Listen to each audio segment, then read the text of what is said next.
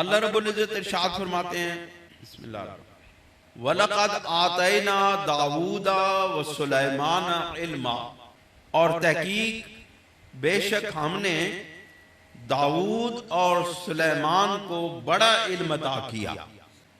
اس کا یہ مطلب ہے کہ نبوت کی سب سے بڑی عظمت اور نبوت کی سب سے بڑی شان علم کی شان ہے۔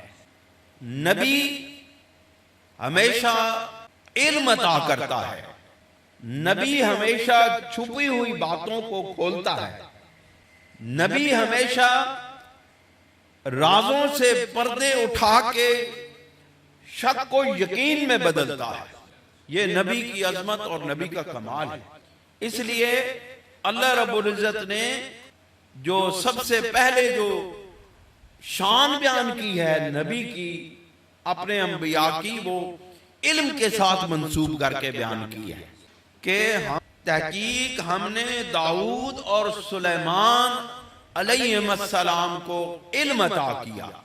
اور جب ہم نے اپنے انبیاء کو علم عطا کیا تو پھر ان کا رویہ کیا ہوا، یہ ہمارے اور آپ سب کے لیے ایک سبق ہے کہ جب انبیاء کو علم عطا ہوا، اور انبیاء کا علم جو ہے یہ دنیا کے استدلالات کے علم تک محدود نہیں ہے، یعنی جو کتابی علم ہے، جو دنیا کے دلائل ہیں، جو ظاہری دلیلیں ہیں، ظاہر کی دلیلوں سے انبیاء کا علم آگے چند قدم بڑھ کے آگے معرفت الہی کے میدان میں کھلتا ہے۔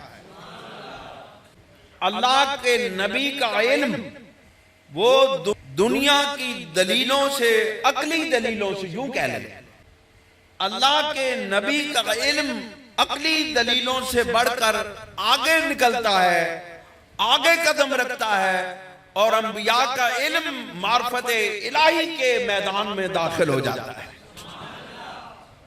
اس لیے کسی امتی کے علم کو نبی کے علم پر قیاس نہیں کیا جا سکتا ہے۔ نبی کا علم اور ہے، امتی کا علم اور ہے۔